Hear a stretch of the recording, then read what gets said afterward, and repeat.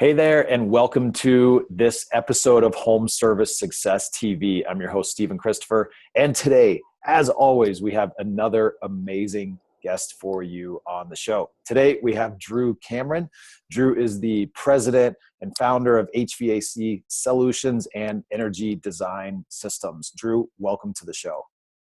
Hey, Stephen, how you doing? Thanks for having me. Doing great, man. Doing great. So, yeah, Drew and I were just talking a little bit before the interview. He just spent a couple of days out here in Colorado, and we're getting all kinds of crazy weather and some snow and some heat and allergies kicking up. And so he was just in my backyard before heading back to get to work for a few weeks.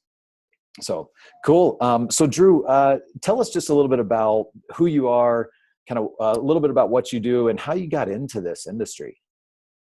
Well, been in this industry since I was 12 years old. I grew up in a family business. It was a HVAC contracting business here right outside Philadelphia.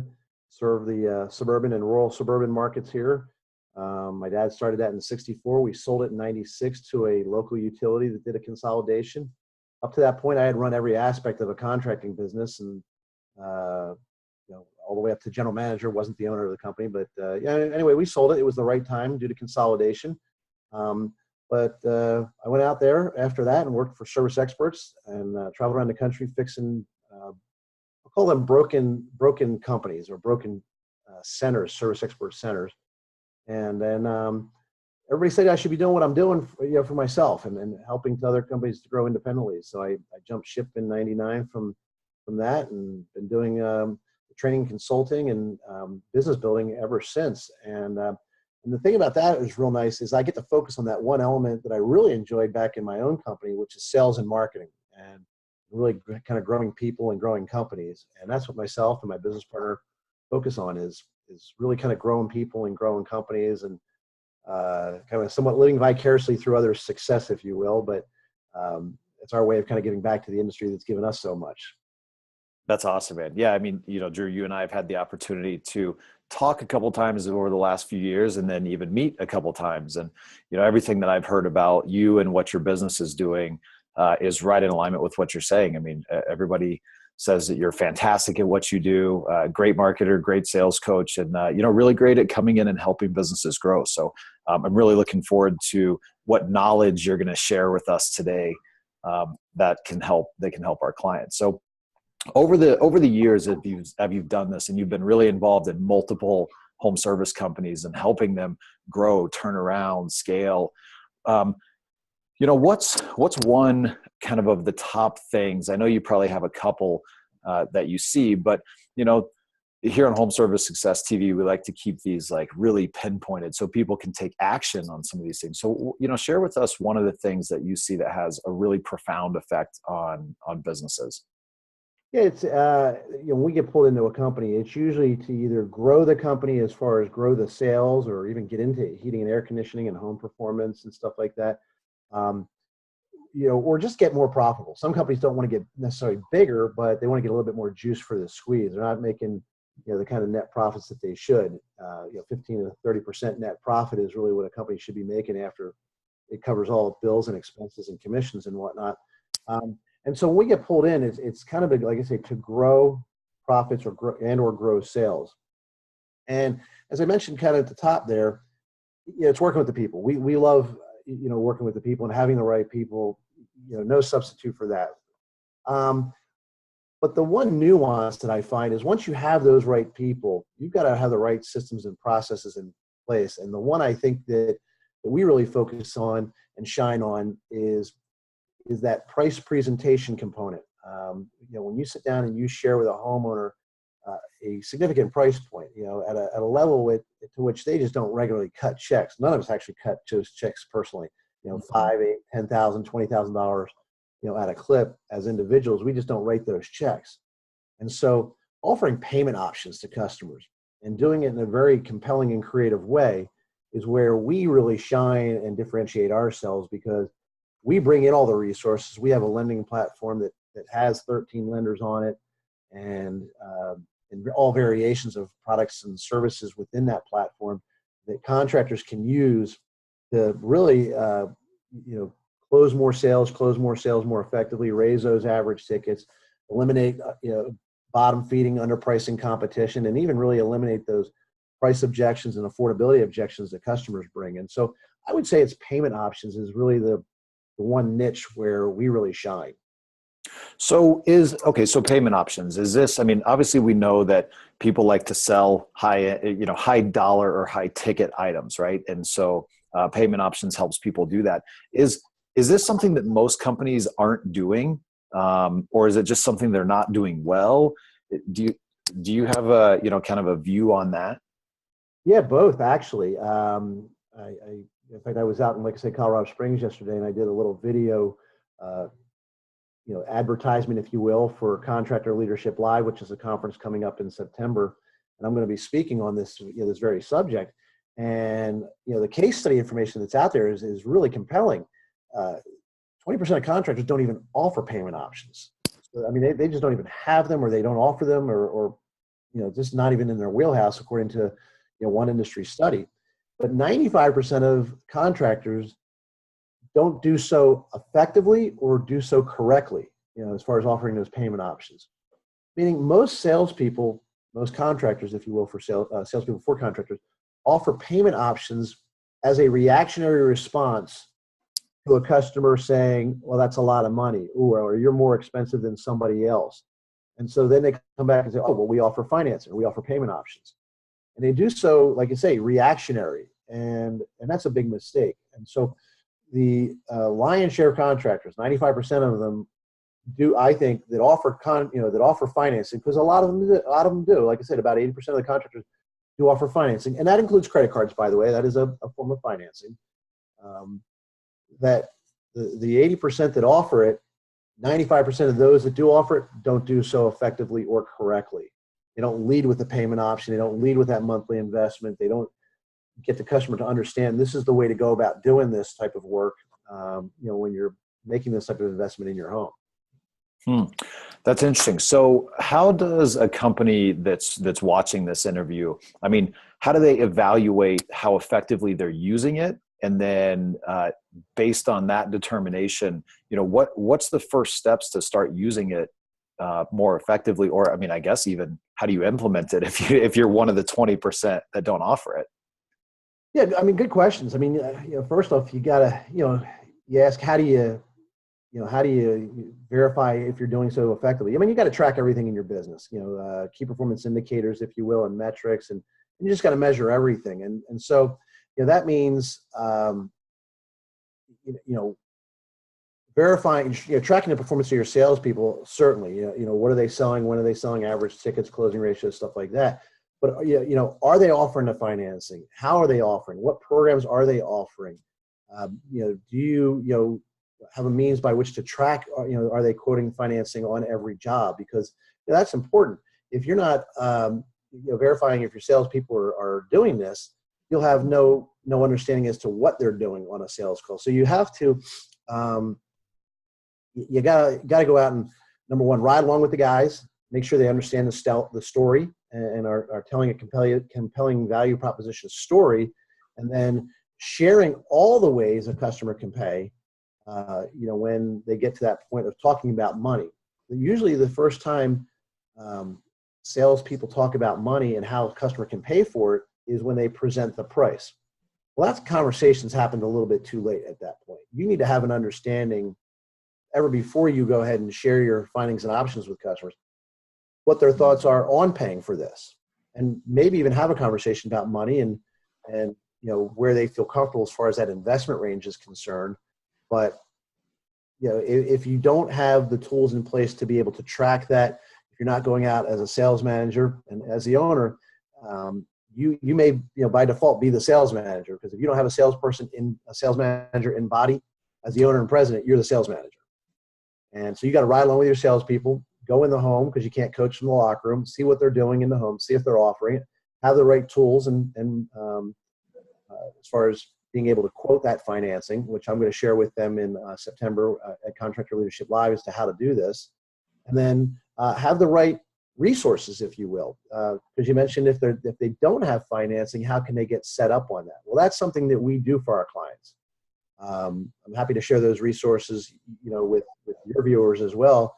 if they reach out to me, and obviously we'll give them my contact information at the end. And I just think it's the right thing to do for homeowners. And so that's why for contractors, I like to bring those resources to them, because that's what allows me to accomplish my mission, right? Which is helping people and helping companies grow. Payment options, financing plans are just a means to an end, but you need to lead with that. And so, yeah, having those resources is important, and having the resources that fit your company as well as fit your client base are also important. And that's why we have 13 lenders on the platform, not one size fits all. Awesome. So I'm kind of curious, because I think people that are watching and are interested in learning more about these financing options, one of the things at least that stands out to me is, I believe, well, you and the data that probably shows a lot of people don't offer it until it's reactionary. Walk me through just kind of an example of how do you start to set this up specifically? Like how would you introduce financing options, and how would you introduce pricing at the beginning? And maybe you even have some data that backs up that this is the right way to do it, or maybe it's just psychological. I'm not really sure, but give some specifics that people can go out and use within their teams on making that shift and offering these things up front as opposed to reactionary. Yeah, good point. So I don't know if there's really any data that backs this up other than just buyer psychology, right? So we build a sales process, if you will, in mind, with really not building a sales process in mind. We basically built a process that matches the customer's buying process. And just because I want to sell you something today doesn't mean you're ready to buy from me today. So we match the customer's pace, and we start with the end in mind. And we talk about money and how they plan on paying for it, when they want the work done, when they think they're making their selection. We talk about all those decisions that a customer has to make in a very open conversational manner. And so in the process, and it all depends on the customer when they bring it up, but we've also been very effective at kind of positioning the financing and the payment options, if you will, in our marketing materials, both obviously on websites like you developed for your clients, promoting those payment options right on the website, but also in our direct mail pieces and in our radio and TV commercials and web landing pages. We will promote a payment option or a couple of payment options for a specific promotion that we happen to be running. So we've kind of teed that up in the marketing. So when they're calling us, that's already a point of conversation that we know they want to have because it's right in the marketing piece.